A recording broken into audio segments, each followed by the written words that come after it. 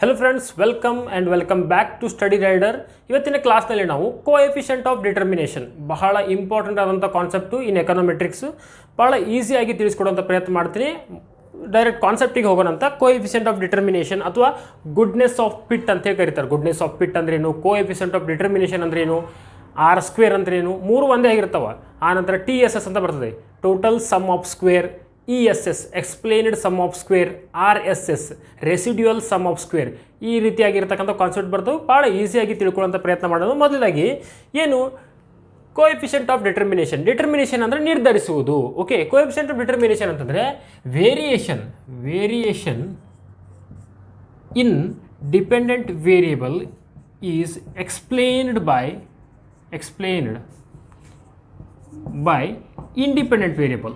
Independent ವೇರಿಯೇಬಲ್ಗಳು dependent ವೇರಿಯೇಬಲ್ನಲ್ಲಿ ಆಗ್ತಕ್ಕಂಥ ವೇರಿಯೇಷನನ್ನು ಎಷ್ಟು ಪರ್ಸೆಂಟ್ನಲ್ಲಿ ಅಥವಾ ಎಷ್ಟು ಪ್ರಮಾಣದಲ್ಲಿ ಎಕ್ಸ್ಪ್ಲೇನ್ ಮಾಡ್ತಾವ ಅಂತ ತಿಳ್ಕೊಳ್ಳೋದಕ್ಕೆ ಏನಂತ ಕರೀತಾರೆ, ಆರ್ ಸ್ಕ್ವೇರ್ ಅಂತ ಕರೀತಾರೆ. ಆರ್ ಸ್ಕ್ವೇರ್ ಅಥವಾ ಕೋಎಫಿಷಿಯಂಟ್ ಆಫ್ ಡಿಟರ್ಮಿನೇಷನ್ ಅಥವಾ ಗುಡ್ನೆಸ್ ಆಫ್ ಪಿಟ್ ಅಂತೇಳಿ ಕರೀತಾರೆ. ಸಿಂಪಲ್ ಆಗಿ ಒಂದು ಎಕ್ಸಾಂಪಲ್ ಮೂಲಕ ನೋಡೋಣ. ಅಂದರೆ ಇದು ಡಿಪೆಂಡೆಂಟ್ ವೇರಿಯೇಬಲ್ ಆಗಿತ್ತಂದರೆ, ಈ ಡಿಪೆಂಡೆಂಟ್ ವೇರಿಯೇಬಲ್ ಅಂದರೆ ವಾಯ್ ಆಗಿತ್ತಂದರೆ ಎಕ್ಸ್ ಇದನ್ನು ಎಷ್ಟು ಪ್ರಮಾಣದಲ್ಲಿ ಡಿಟರ್ಮಿನ್ ಮಾಡ್ತೈತಿ, ಈ ಒಂದು ಪ್ರಮಾಣದಲ್ಲಿ ಡಿಟರ್ಮಿನ್ ಮಾಡ್ತೈತಿ. ಒಂದು 25% ಅಂತ ಇಟ್ಕೊಡ್ರಿ, 50% ಅಂತ ಇಟ್ಕೊಡ್ರಿ, 100% ಅಂತ ಇಟ್ಕೊಡ್ರಿ. ಹೌದಾ? ಈ ರೀತಿಯಾಗಿತ್ತಂದರೆ ಎಕ್ಸು ಇದು ವಾಯ್ ಅಂತ ತಿಳ್ಕೊಡ್ರಿ, ಇದು ಎಕ್ಸ್ ಅಂತ ತಿಳ್ಕೊಡ್ರಿ, ಇದನ್ನು ಎಷ್ಟು ಪ್ರಮಾಣದಲ್ಲಿ ಎಕ್ಸ್ಪ್ಲೇನ್ ಮಾಡ್ತು, ಇದನ್ನು ನಾವು ಏನು ಮಾಡೋದು ತಿಳ್ಕೊಳ್ಳೋದು. ಅದಕ್ಕೆ ಏನಂತ ಕರಿತೀರಿ, ಕೋಎಫಿಷಿಯಂಟ್ ಆಫ್ ಡಿಟರ್ಮಿನೇಷನ್ ಅಂತ ಕರಿತೀವಿ. ಸಿಂಪಲ್ ಒಂದು ಎಕ್ಸಾಂಪಲ್ ಮೂಲಕ ತಿಳ್ಕೊಂಡು ಹೋಗೋಣಂತ. ಎಕ್ಸಾಂಪಲು ಗ್ರಾಫ್ ಮೂಲಕ ತಿಳ್ಕೊಂಡು ಹೋಗೋಣ. ಈಗ ಒಂದು ಕ್ಲಾಸ್ನಲ್ಲಿ ಒಂದಿಷ್ಟು ಸ್ಟೂಡೆಂಟ್ಸ್ ಇರ್ತಾರೆ. ಆ ಸ್ಟೂಡೆಂಟ್ಸದ್ದು ಫಸ್ಟ್, ಸೆಕೆಂಡ್, ಥರ್ಡ್ ಸೆಮಿಸ್ಟರ್ದು ರಿಸಲ್ಟ್ ಗೊತ್ತಿರುತ್ತೆ ನಮ್ಗೆ, ಪರ್ಸೆಂಟೇಜ್ ಎಷ್ಟಾಗೈತಿ ಅಂತೇಳಿ. ಅವ್ರದ್ದು ಫೋರ್ತ್ ಸೆಮಿಸ್ಟರ್ ಪರ್ಸೆಂಟೇಜ್ ಕಂಡುಹಿಡಬೇಕು. ನಾವು ಫೋರ್ತ್ ಸೆಮಿಸ್ಟರ್ ಪರ್ಸೆಂಟೇಜ್ ಕಂಡುಹಿಡಬೇಕಂತಂದ್ರೆ ಏನು ಮಾಡ್ತೀವಿ, 3 ಸೆಮಿಸ್ಟರ್ದು ಎವರೇಜ್ ತೊಗೊಂಡ್ಬಿಟ್ರೆ ನಮ್ಗೆ ಗೊತ್ತಾಗುತ್ತೆ. ಸಿಂಪಲ್ ಅದೇ ಕೆಲಸ ಮಾಡೋದು. ಇಲ್ಲಿ ನಾವು ಎಲ್ಲರದ್ದು ಥಿಂಕ್ ಮಾಡೋಕ್ಕಿಂತ ಒಬ್ಬ ವ್ಯಕ್ತಿದು ಕಾನ್ಸೆಪ್ಟನ್ನ ಅರ್ಥ ಮಾಡ್ಕೊಳ್ಳೋದು, ಒಂದು ಸ್ಟೂಡೆಂಟ್ಸದ್ದು. ಬಟ್ ನಾ ಡಿಸ್ಕಸ್ ಮಾಡ್ತಾ ಇರೋದು ಅಷ್ಟು ಸ್ಟೂಡೆಂಟ್ಸದ್ದು, ಬಟ್ ಅಂಡರ್ಸ್ಟ್ಯಾಂಡ್ ಮಾಡಿಸ್ಲಿಕ್ಕೆ ಯೂಸ್ ಮಾಡ್ತಕ್ಕಂಥದ್ದು ಒಬ್ಬನೇ ಸ್ಟೂಡೆಂಟದ್ದು. ಈಗ ಅವ ಮಾಸ್ಟರ್ ಡಿಗ್ರಿ ಸ್ಟೂಡೆಂಟ್ ಅದನ್ನು 3 ಸೆಮ್ ಮಾರ್ಕ್ಸ್ ಅವನು ಬಂದದ. 60% ಇತ್ತು, 80% ಮಾಡಿದಾನೆ ಸೆಕೆಂಡ್ ಸೆಮ್ನಲ್ಲಿ, ಥರ್ಡ್ ಸೆಮ್ನಲ್ಲಿ 70% ಮಾಡಿದಾನೆ. ಸಿಂಪಲ್. ಓಕೆ, ಇವುಗಳದ್ದು ಈಗ ನಾವು ಏನು ಮಾಡಬೇಕು, ನೆಕ್ಸ್ಟ್ ಸೆಮಿಸ್ಟರ್ ಅಂದರೆ ಫೋರ್ತ್ ಸೆಮಿಸ್ಟರ್ದು ಪರ್ಸೆಂಟೇಜ್ ಎಷ್ಟು ಮಾಡಬಹುದು ಅಂತ ಫೈಂಡ್ ಮಾಡಬೇಕು. ಅದಕ್ಕೆ ನಾವು ಸಿಂಪಲ್ ಆಗಿ ಯೂಸ್ ಮಾಡ್ತಕ್ಕಂಥ ಮೆಥಡ್ ಯಾವುದು, ಎವರೇಜ್ ಮೆಥಡ್. ಇದು ವಾಯ್ ಅಂತ ಇದ್ದರೆ ಅವನು ವಾಯ್ ಬಾರ್ ಅಂದರೆ ಮೀನ್ ಕಂಡುಹಿಡಿತೀವಿ ನಾವು. ವಾಯ್ ಬಾರ್ ಅಂದರೆ ಮೀನ್ ಹೆಂಗೆ, summation of Y divided by N. ಈಗ 60, 80, 70 ಅಂತ. 60, 80 ಎಷ್ಟಾಯ್ತು, 140 + 70 ಅಂದರೆ 210 ಆಯಿತು. ಟೋಟಲ್ ಎಷ್ಟಿದು, 210. 210 ಡಿವೈಡೆಡ್ ಬೈ 3 ಅಂತಂದರೆ 3 ಅಂದರೆ 3 7 ಅಂದರೆ 70 ಬರ್ತದೆ. ನಾವೇನು ವಾಯ್ ಬಾರ್ ಎಕ್ಸ್ಪೆಕ್ಟ್ ಮಾಡ್ಬೋದು, 70% ಮಾಡ್ಬೋದವ ನೆಕ್ಸ್ಟ್ ಫೋರ್ತ್ ಸೆಮಿಸ್ಟರ್ನಲ್ಲಿ ಅಂಥೇಳಿ. ಹೌದಾ? ಇದನ್ನು ಗ್ರಾಫ್ ಮೂಲಕ ನೋಡೋಣ. ಸಿಂಪಲ್ಲಾಗಿ ಎಕ್ಸ್ಪ್ಲೇನ್ ಮಾಡ್ತಾ ಹೋಗ್ತೇನೆ. ಈಗ ಇದು OY ಆಕ್ಸಸ್ ಆಗಿರಲಿ, ಇದು OX ಆಕ್ಸಸ್ ಆಗಿರಲಿ, ಇದು X ಆಕ್ಸಸ್, ಇದು Y ಆಕ್ಸಸ್, ಇದು 0. ಈಗ ನಮ್ಮದು 70% ಮಾಡ್ಬೋದು. ಅಂದರೆ ವಾಯ್ ಪರ್ಸೆಂಟೇಜ್ ಎಷ್ಟು ಮಾಡ್ಬೋದು, ಎಕ್ಸ್ ನಮ್ಗೆ ಗೊತ್ತಿತ್ತು. ಈ 3 ವ್ಯಾಲ್ಯೂಸ್ಗಳನ್ನು ತೆಗೆದುಕೊಂಡು ಕ್ಯಾಲ್ಕುಲೇಟ್ ಮಾಡಿದ್ವಿ ನಾವು. ಎಷ್ಟು, ಈ ಒಂದು ಪಾಯಿಂಟ್ನಲ್ಲಿ ಗೊತ್ತಾಗುತ್ತೆ ನಮಗೆ ಏನು, ವಾಯ್ ಬಾರ್ 70% ಮಾಡ್ಬೋದಮ್ಮ ಅಂತೇಳಿ. ಹೌದಾ? ನಾವು ಹೆಂಗೆ ಕಂಡುಹಿಡಿದ್ವಿ, ಎವರೇಜ್ ಮಾಡಿ ಕಂಡುಹಿಡಿದ್ವಿ. ಬಟ್ ನಾವು ಆ್ಯಕ್ಚುಯಲ್ ಆಗಿ ಎಷ್ಟು ಮಾಡಿಬಿಡ್ತಾನ, 80% ಮಾಡಿಬಿಡ್ತಾನೆ. 80% ಮಾಡಿಬಿಡ್ತಾನೆ. ಇದೇನು ಆ್ಯಕ್ಚುಯಲ್ ವ್ಯಾಲ್ಯೂ. ನಾವು ಫೈಂಡ್ ಮಾಡ್ತಕ್ಕಂಥದ್ದೇನು, mean value. Actual value minus mean value. ಇವಾಗ ಏನು ಗೊತ್ತಾಗತ್ತೆ ನಮಗೆ, ಡಿಫ್ರೆನ್ಸ್ ಗೊತ್ತಾಗತ್ತೆ, ಮೀನ್ ಡಿವಿಯೇಷನ್ ಗೊತ್ತಾಗತ್ತೆ. ಆ್ಯಕ್ಚುಯಲ್ ವ್ಯಾಲ್ಯೂ ಇಲ್ಲೇ ಅದ, 80% ಮಾಡಿದ್ದು. ನಾವು ಕಂಡುಹಿಡಿದು ಎಷ್ಟು ಅದ, ಎವರೇಜ್ ಮಾಡಿ 70 ಕಂಡುಹಿಡಿದ್ವಿ. ಇವ್ರ ನಡುವೆ ಡಿಫ್ರೆನ್ಸ್ ಅದಲ್ಲ, ಅದು ಮೀನ್ ಡಿವಿಯೇಷನ್ ಯಾವಾಗಿದ್ರು ಎಷ್ಟು ಇರ್ತದೆ, 0 ಇರ್ತದೆ.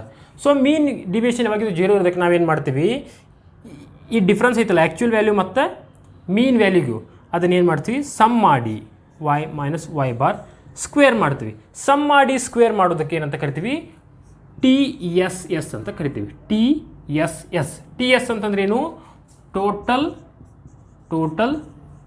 Some of square. ಕಾನ್ಸೆಪ್ಟ್ ಈಸಿಯಾಗಿ ಅಂಡರ್ಸ್ಟ್ಯಾಂಡ್ ಮಾಡಿಸ್ತಾ ಹೋಗ್ತೇನೆ ನಿಮಗೆ, ಏನು ಗಾಬರಿ ಆಗ್ಬೇಡ್ರಿ. ಟೋಟಲ್ ಸಮ್ ಆಫ್ ಸ್ಕ್ವೇರ್ ಅಂತಂದರೆ ಇದ್ರ ನಡುವಿನ ಡಿಫ್ರೆನ್ಸು, ಯಾವುದ್ರ ನಡುವಿಂದು, ಆ್ಯಕ್ಚುಯಲ್ ವ್ಯಾಲ್ಯೂ ಮತ್ತು ಮೀನ್ ವ್ಯಾಲ್ಯೂ. ಆ್ಯಕ್ಚುಯಲ್ ವ್ಯಾಲ್ಯೂ ಮತ್ತು ಮೀನ್ ವ್ಯಾಲ್ಯೂ ಏನದ ಮತ್ತು ಮೀನ್ ವ್ಯಾಲ್ಯೂ ಏನದ, ಅದರ ಡಿಫ್ರೆನ್ಸ್ ಏನಾಯಿತು, ಟೋಟಲ್ ಸಮ್ ಆಫ್ ಸ್ಕ್ವೇರ್ ಆಯಿತು. ಇದ್ರ ನಡುವಿನ ಡಿಫ್ರೆನ್ಸ್ ಭಾಳ ಆಯ್ತಲ್ಲ, ಇದು 70 ಮತ್ತು 80 ಡಿಫ್ರೆನ್ಸ್ ಭಾಳ ಆಯಿತು. ಅದಕ್ಕೆ ನಾವು ಏನಂತಾರೆ ರಿಗ್ರೆಷನ್ ಯೂಸ್ ಮಾಡ್ಕೊಂಡು ಮಾಡ್ಬೋದಲ್ಲ. ರಿಗ್ರೆಷನ್ ಯೂಸ್ ಮಾಡ್ಕೊಂಡ್ರೆ ಆ್ಯಕ್ಚುಯಲ್ ವ್ಯಾಲ್ಯೂಕಿನ ಮತ್ತು ನಾವು ಎಸ್ಟಿಮೇಟ್ ಮಾಡಿದ ವ್ಯಾಲ್ಯೂಕಿನ ಡಿಫ್ರೆನ್ಸ್ ಕಡಿಮೆ ಬರ್ಬೋದಲ್ಲ ಅಂತ ಹೇಳ್ತಾರೆ. ಅಂದರೆ ರಿಗ್ರೆಷನ್ನ ಮಾಡ್ಕೊಳ್ಳೋದು. ರಿಗ್ರೆಷನ್ ಮಾಡ್ಕೊಂಡ್ರೆ ಏನಾಗ್ತದೆ, ಅದು ಈ ರೀತಿಯಾಗಿ ಸಾಗ್ತದೆ. ರಿಗ್ರೆಷನ್ ಲೈನ್ ಗೊತ್ತಲ್ಲ ನಿಮಗೆ, ಈ ರೀತಿಯಾಗಿ ಸಾಗ್ತದೆ. ಇದಕ್ಕೆ ಏನಂತ ಕರಿತೀರಿ, ರಿಗ್ರೆಷನ್ y(i) = β0 + b1 xi ಅಂತೇಳಿ. ಎಕ್ಸ್ ವ್ಯಾಲ್ಯೂಸ್ಗಳನ್ನೆಲ್ಲ ತೊಗೊಂಡು ರಿಗ್ರೆಷನ್ ಹಾಕಿದಾಗ ನಮಗೇನು ಬರ್ತದೆ, ಒಂದು ರಿಗ್ರೆಷನ್ ಲೈನ್ ಬರ್ತದೆ. ಆ ರಿಗ್ರೆಷನ್ ಲೈನಲ್ಲಿ ಈ ಪಾಯಿಂಟ್ ಇಲ್ಲಿ ಬರ್ತದೆ ಅಂತ ಇಟ್ಕೊಡ್ರಿ. ಈ ಪಾಯಿಂಟ್ ಇಲ್ಲಿ ಬಂತು. ಎಷ್ಟು ಡಿಫ್ರೆನ್ಸ್ ಇತ್ತಲ್ಲ 70 ಮತ್ತು 80 ನಡುವೆ, ಅದನ್ನು ನಾವೇನು ಮಾಡಿದ್ವಿ, ಕಡಿಮೆ ಮಾಡಿದ್ವಿ. ಎಷ್ಟು ಪ್ರಮಾಣವನ್ನು ಎಕ್ಸ್ಪ್ಲೇನ್ ಮಾಡಿದ್ವಿ ರಿಗ್ರೆಷನ್ ಯೂಸ್ ಮಾಡಿಕೊಂಡು, ಇಷ್ಟು ಪ್ರಮಾಣ ಇತ್ತಲ್ಲ ಅದ್ರಾಗ ಇಷ್ಟು ಪ್ರಮಾಣವನ್ನು ಏನು ಮಾಡಿದ್ವಿ ನಾವು ಎಕ್ಸ್ಪ್ಲೇನ್ ಮಾಡಿಬಿಟ್ವಿ ಅಥವಾ ಕ್ಯಾಪ್ಚರ್ ಮಾಡಿಬಿಟ್ವಿ ಅಥವಾ ಕ್ಯಾಲ್ಕುಲೇಟ್ ಮಾಡಿಬಿಟ್ವಿ. ಇಷ್ಟು ಪ್ರಮಾಣ ನಮಗೆ ಗೊತ್ತಾಗಿಬಿಡ್ತು. ಈಗ 80ಕ್ಕಿಂತ ನಾವು ಈಗ ಫೈನ್ ಮಾಡಿದ ವ್ಯಾಲ್ಯೂ ಎಷ್ಟು ಅಂತ ತಿಳ್ಕೊಡ್ರಿ, ಒಂದು 76 ಅಂತ ತಿಳ್ಕೊಡ್ರಿ. ಸೊ 80ಕ್ಕೂ 76 ನೋಡಿ ಡಿಫ್ರೆನ್ಸ್ ಕಡಿಮೆ ಆಯ್ತಾ, ಆಗಲೇ 10 ಡಿಫ್ರೆನ್ಸ್ ಇತ್ತು, ಈಗ ಏನಾಯಿತು ಡಿಫ್ರೆನ್ಸ್ ಕಡಿಮೆ ಆಯಿತು. ಇದನ್ನು ನಾವೇನು ಮಾಡಿದ್ವಿ, ರಿಗ್ರೆಷನ್ ಲೈನ್ ಯೂಸ್ ಮಾಡಿಕೊಂಡು ಎಕ್ಸ್ಪ್ಲೇನ್ ಮಾಡಿದ್ವಿ. ಅದಕ್ಕೆ ಏನಂತ ಕರಿತೀವಿ, ESS ಅಂತ ಕರಿತೀವಿ. ES ಅಂತಂದ್ರೆ ಏನು, ESS ಅಂತಂದರೆ explained sum of square. Okay, ಆನಂತರ ಇದು ನಮ್ದು ಏನಾಯಿತು, ಎಸ್ಟಿಮೇಟೆಡ್ ವ್ಯಾಲ್ಯೂ ಆಯ್ತು. ಅಂದರೆ y(cap) ನಾವು ಎಸ್ಟಿಮೇಟೆಡ್ ವ್ಯಾಲ್ಯೂನಿಂದ ಆ್ಯಕ್ಚುಯಲ್ ವ್ಯಾಲ್ಯೂಗೆ ಏನು ಡಿಫ್ರೆನ್ಸ್ ಆಯ್ತಲ್ಲ, ಇದು ರೆಸಿಡ್ಯೂಯಲ್ ಅಥವಾ ಎರರ್ ಟರ್ಮ್ ಅಂತ ಕರಿತೀವಿ. ಇದಕ್ಕೆ ಏನಂತ ಕರೀತಾರೆ, ರೆಸಿಡ್ಯೂಯಲ್ ಸಮ್ ಆಫ್ ಸ್ಕ್ವೇರ್ ಅಂತ ಕರೀತಾರೆ. Residual sum of square, RSS ಅಂತಂದರೆ ರೆಸಿಡ್ಯೂಯಲ್ ಸಮ್ ಆಫ್ ಸ್ಕ್ವೇರ್ ಅಂತ ಕರೀತಾರೆ. ರೆಸಿಡ್ಯೂಯಲ್ ಸಮ್ ಆಫ್ ಸ್ಕ್ವೇರ್ ಅಂದರೆ ನಮ್ಮ ರಿಗ್ರೆಷನ್ ಲೈನು ಮೀನ್ ವ್ಯಾಲ್ಯೂಕಿನ ಈ ಒಂದು ಪ್ರಮಾಣದಲ್ಲಿ ಎಕ್ಸ್ಪ್ಲೇನ್ ಮಾಡುತ್ತು ಅಂತ ಅರ್ಥದ. ಈಗ R² ಅಂತಂದ್ರೆ ಏನು, ಈಗ R² ಅಂತಂದ್ರೆ ಏನು, R² ಕಂಡುಹಿಡಿಯೋಕಂದ್ರೆ ಏನು ಬೇಕು, ಇವೆಲ್ಲ ವ್ಯಾಲ್ಯೂಸ್ಗಳು ಬೇಕು. ಹೌದಾ, ಎಷ್ಟು ಡಿಪೆಂಡೆಂಟ್ ವೇರಿಯೇಬಲ್ನಲ್ಲಿ ಆಗ್ತಕ್ಕಂಥ ವೇರಿಯೇಷನನ್ನು ಇಂಡಿಪೆಂಡೆಂಟ್ ವೇರಿಯೇಬಲ್ ಎಷ್ಟು ಫೈಂಡ್ ಮಾಡ್ತು. R² ಅಂತಂದ್ರೆ ಏನು, ಇವಾಗ ಬರೋಣ. R² ಅಂತಂದ್ರೆ explained sum of square divided by total sum of square. Total sum of square ಇತ್ತಲ್ಲ, ಟೋಟಲ್ ಡಿಫ್ರೆನ್ಸ್ನಲ್ಲಿ ಎಕ್ಸ್ಪ್ಲೇನ್ಡ್ ಸಮ್ ಆಫ್ ಸ್ಕ್ವೇರ್ ಎಷ್ಟು ಕ್ಯಾಪ್ಚರ್ ಮಾಡ್ತು, ಎಕ್ಸ್ಪ್ಲೇನ್ಡ್ ಸಮ್ ಆಫ್ ಸ್ಕ್ವೇರ್ ಎಷ್ಟು ಕ್ಯಾಪ್ಚರ್ ಮಾಡ್ತಲ್ಲ, ಕ್ಯಾಲ್ಕುಲೇಟ್ ಮಾಡ್ತಲ್ಲ, ಅದಕ್ಕೆ ಏನಂತ ಕರಿತೀವಿ, R² ಅಂತ ಕರಿತೀವಿ. ನಮಗೆ ಎಷ್ಟು ಡಿಪೆಂಡೆಂಟ್ ವೇರಿಯೇಬಲ್ ಫೈಂಡ್ ಮಾಡ್ಯವಲ್ಲ ಅದರೊಳಗೆ ಎಕ್ಸ್ಪ್ಲೇನ್ ಮಾಡಿರ್ತಕ್ಕಂಥ ವ್ಯಾಲ್ಯೂನ ಏನು ಅಂದರೆ ನಾನು ಹೇಳಿದಲ್ಲ, ಡಿಪೆಂಡೆಂಟ್ ವೇರಿಯೇಬಲ್ನಲ್ಲಿ ಆಗ್ತಕ್ಕಂಥ ವೇರಿಯೇಷನನ್ನು ಎಷ್ಟು ಪ್ರಮಾಣದಲ್ಲಿ ನಾವು ಕ್ಯಾಪ್ಚರ್ ಮಾಡ್ತೀವಿ, ಎಸ್ಟಿಮೇಟ್ ಮಾಡ್ತೀವಿ ಅಂತ ತಿಳಿಸ್ಕೊಡೋದು ಏನು, R² ಆಗಿರ್ತದೆ. ESS ಡಿವೈಡೆಡ್ ಬೈ TSSನಲ್ಲಿ ESS ಪ್ರಮಾಣ ಎಷ್ಟೈತಿ ಅದನ್ನು ನಾವು ಅಂಡರ್ಸ್ಟ್ಯಾಂಡ್ ಮಾಡ್ಕೊಂಡ್ವಿ. ಇದಕ್ಕೆ ಇನ್ನೂ ಒಂದು ಫಾರ್ಮುಲಾ ಬರ್ತದೆ, R² = 1 - RSS residual sum of square divided by total sum of square. ಅಂದರೆ ಇದನ್ನು ಟೋಟಲ್ 1 ಅಂತ ತಿಳ್ಕೊತಾರೆ ಅವರು. ಇದು ಟೋಟಲ್ 1, ಹೌದಾ. ಇದರಲ್ಲಿ ನಾವು ಎಕ್ಸ್ಪ್ಲೇನ್ ಮಾಡಿರ್ತಕ್ಕಂಥ ವ್ಯಾಲ್ಯೂ ಅದ್ರಾಗೆ ಇದು ಗೊತ್ತಾಯಿತು.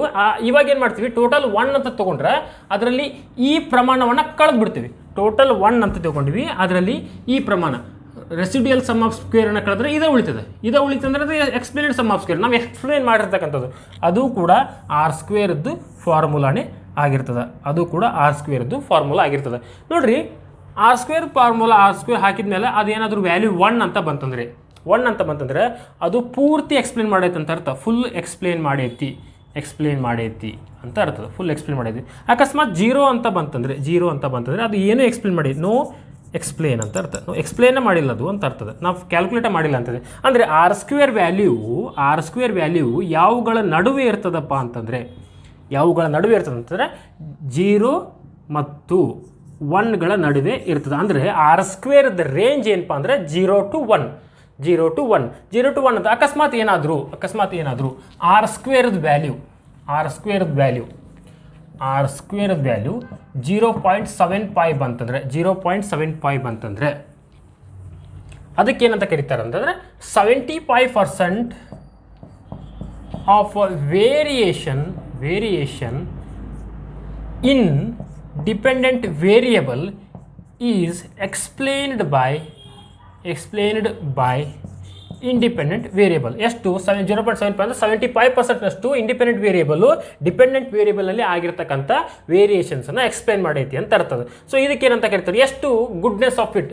ಈಗ R² ಇನ್ನೊಂದು ಹೆಸರೇನು, goodness of fit. R² goodness of fit ಅಂತೂ ಕರೀತಾರೆ, ಆರ್ ಸ್ಕ್ವೇರ್ ಅಂತೂ ಕರೀತಾರೆ, ಕೋಎಫಿಷಿಯಂಟ್ ಆಫ್ ಡಿಟರ್ಮಿನೇಷನ್ ಅಂತೂ ಕರೀತಾರೆ. ಯಾವುದೇ ಕೇಳಿ ಕ್ವಶನ್, ನೀವು ಕಾನ್ಸೆಪ್ಟ್ ಏನನ್ನ ಎಕ್ಸ್ಪ್ಲೇನ್ ಮಾಡ್ತೀರಿ, ಇದನ್ನು ಎಕ್ಸ್ಪ್ಲೇನ್ ಮಾಡ್ತೀರಿ. ಸೊ ಕೋಎಫಿಷಿಯಂಟ್ ಆಫ್ ಡಿಟರ್ಮಿನೇಷನ್ ಅಂತಂದ್ರೇನು, at what percentage variation in a dependent variable is explained by independent variable. ಭಾಳ ಸಿಂಪಲ್ ಆಗಿರ್ತಕ್ಕಂಥ ಕಾನ್ಸೆಪ್ಟು. ಅರ್ಥ ಆಗಲಿಲ್ಲ ಅಂದರೆ ಇನ್ನೊಮ್ಮೆ ಕ್ಲಾಸ್ ಕೇಳಿರಿ. ಹಾಗೆ ನಿಮ್ಮ ಫ್ರೆಂಡ್ಸ್ ಕೂಡ ಶೇರ್ ಮಾಡಿರಿ, ಲೈಕ್ ಮಾಡಿರಿ, ಸಬ್ಸ್ಕ್ರೈಬ್ ಮಾಡಿರಿ. Thank you so much.